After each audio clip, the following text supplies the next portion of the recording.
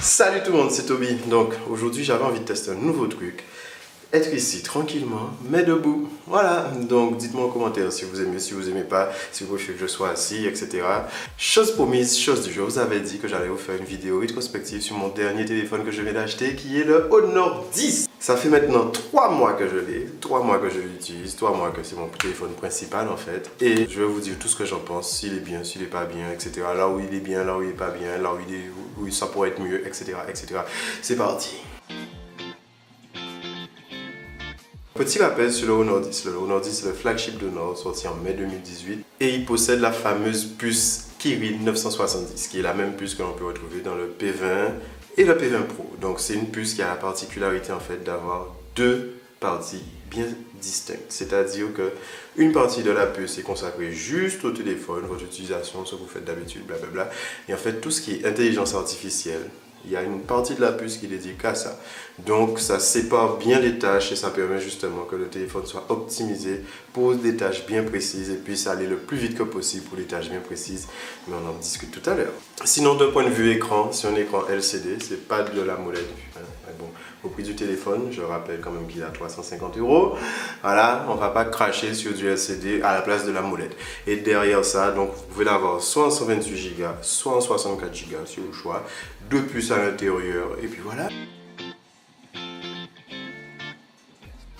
Donc le téléphone en soi il a 4 Go de RAM, c'est pas une bête de compétition mais il fait le taf. Et c'est ce que j'apprécie avec ce téléphone, c'est que même si tu pousses le téléphone à son maximum d'un point de vue jeux vidéo, etc. et bien au final il va toujours essayer de gérer pour ne jamais utiliser complètement ces 4 Go de RAM. Jusqu'à présent, sur les 4 Go de RAM, j'ai utilisé que 3,1, 2,8 et c'est en jouant à des jeux vidéo relativement lourds en fait. Et sinon pour la rapidité des tâches quotidiennes, Facebook, WhatsApp, Twitter, Instagram, le téléphone passe nickel, j'ai rien à reprocher à ce niveau. Donc du point de vue autonomie, mon téléphone précédent qui était le Honor 7, se faisait un peu vieux, ne durait quand je travaillais que 4 à 5 heures parce que ça, c'est un de mes gros problèmes. Je vous explique. Le métier que j'exerce par YouTube, je reçois en moyenne entre 10 et 20 appels par heure. Oui, chaque jour, je reçois en moyenne entre 10 et 20 appels par heure. Donc mon téléphone est extrêmement sollicité. Je reçois énormément d'appels. De plus, en allant travailler, en rentrant du travail, ou même de façon générale quand je conduis, en fait, ce qui se passe, c'est que je regarde toujours une vidéo. Je sais, c'est pas bien, il ne faut pas regarder des choses en conduisant. Désolé. Je regarde toujours une vidéo YouTube, donc ce qui fait que le téléphone, si je ne reçois pas des appels H24, et ben je suis en train de regarder des vidéos dessus H24. Et dernière chose, je suis tout le temps en train de l'utiliser de façon récurrente entre mon ordinateur, le téléphone, soit pour envoyer des messages, récupérer des informations, récupérer des photos, etc. Ce qui fait que le téléphone est extrêmement sollicité en une journée. Et à ma grande surprise, en faisant tout ça, j'ai constaté qu'il dure toute la journée. Oui, il dure toute la journée. Donc ce qui se passe, je le charge. Quand je le charge, je pars de chez moi, il est à 100%. Je reviens chez moi, il est entre 15 et 20%. À ce niveau-là, je me suis dit, waouh!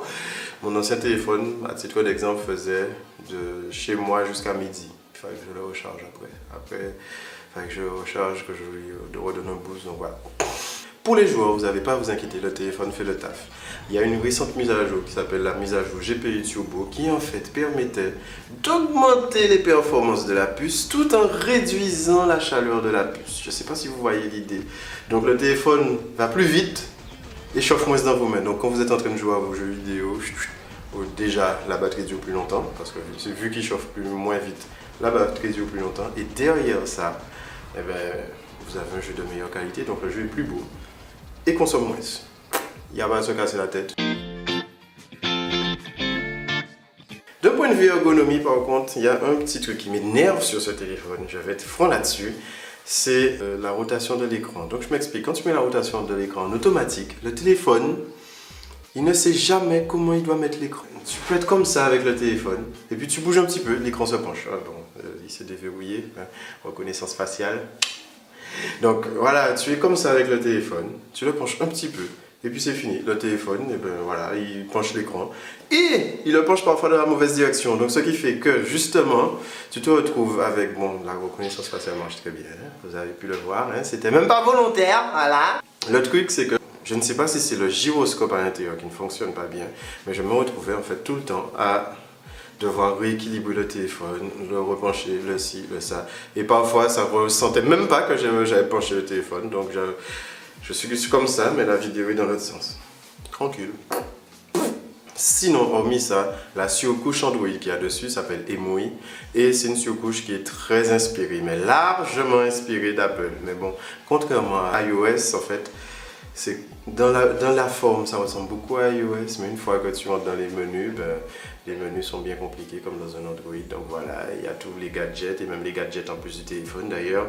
Je sais que vous êtes là pour les gadgets. On va voir de quel gadget on parle. Je sais que c'est pour ça que vous êtes venu sur cette vidéo, je sais que c'est pour ça que vous avez cliqué dessus. De quoi il parle, pourquoi c'est le téléphone de l'adulte. Comme tous les Huawei récents, le Honor 10 en fait possède dans les options un espace privé. Je m'explique. Dans l'espace privé, c'est comme si vous aviez un téléphone dans le téléphone. Donc en fait, je vais vous le montrer avec les images. Si je déverrouille le téléphone avec mon pouce, et bien avec le pouce, ça déverrouille de façon normale. Si je déverrouille avec l'index, voilà. Donc ça prend un petit peu de temps en fait, mais c'est tout à fait normal. C'est comme si le téléphone démarrait une deuxième fois parce que c'est comme je l'ai dit, c'est un téléphone dans le téléphone. Donc comme vous pouvez le voir, mon menu n'est pas du tout identique au menu précédent. Ça sous-entend aussi que toutes les applications que vous avez installées d'un côté ne seront pas installées de l'autre. Donc c'est-à-dire que vous avez peut-être téléchargé 20 applications, et vous n'aurez aucune dans l'espace privé.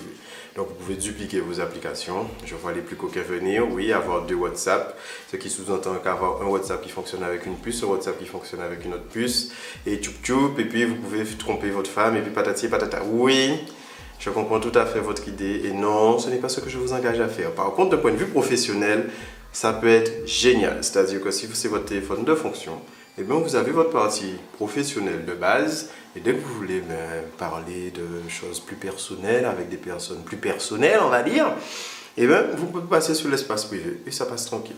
Donc ça, c'est une option qu'il y a sur tous les Huawei récents, mais j'ai trouvé ça génial sur le téléphone, sincèrement. Voilà. Bon, parlons des choses qui blessent, le son. Alors, en fait, il n'y a qu'une seule sortie audio sur le téléphone et en fait, elle est bien nulle. C'est-à-dire que peu importe où vous êtes, à part si vous êtes dans un endroit calme, etc., mais vous n'entendrez jamais le téléphone. Quand vous écoutez des vidéos sur YouTube, limite vous devez vous battre avec les gens qui sont autour de vous. Moi j'ai une technique, je mets le creux de ma main pour que le son résonne dans ma main et aille dans mon visage. Ouais, je suis à ce stade-là. Franchement, l'haut-parleur, déjà qu'il est tout seul, il n'y en a pas deux, il n'y en a qu'un seul, il est nul. Il ne faut pas s'attendre à quelque chose d'extraordinaire.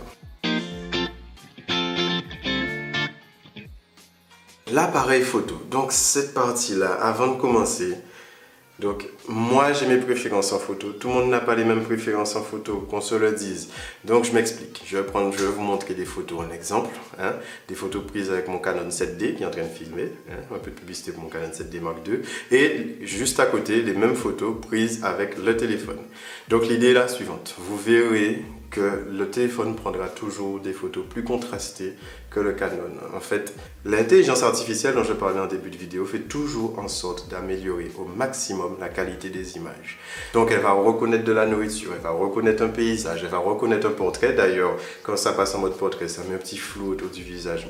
Nickel. Le fait d'avoir séparé la puce Kirin 970-102 avec l'intelligence artificielle et le travail habituel, eh ben, c'est vraiment uniquement pour l'appareil photo et ça fait un travail de malade. Sincèrement, moi je dis bien que c'est mon avis, tout le monde ne sera pas d'accord. Il y a des gens qui préfèrent les photos réelles, il y a des gens qui préfèrent les photos plus contrastées. J'aime beaucoup les photos contrastées, je trouve que ça limite, ça hypnotise. Et en fait, c'est ce que je trouve génial avec ce téléphone, c'est que les photos sont super contrastées. Et c'est super beau. Donc voilà, c'est mon retour après 3 mois d'utilisation avec le Honor 10. Donc très sincèrement, d'un point de vue design, le téléphone est beau. Le téléphone en jette, les couleurs en jettent, l'arrière est waouh. Mais en fait, est-ce que je devrais vous le conseiller? Oui, je vous le conseillerais.